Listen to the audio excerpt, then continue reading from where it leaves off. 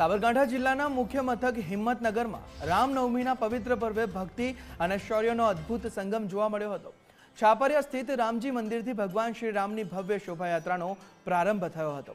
વિશ્વ હિન્દુ પરિષદ, બજરંગ દળ અને વિવિધ હિન્દુ સંગઠનોની હાજરીમાં નીકળેલી આ યાત્રામાં દુર્ગા વાહિનીની બહેનો દ્વારા કરવામાં આવેલી આકર્ષક તલવારબાજી અને અખાડાના યુવાનોના હેરતઅંગેજ કરતબો આકર્ષણનું કેન્દ્ર બન્યા હતા।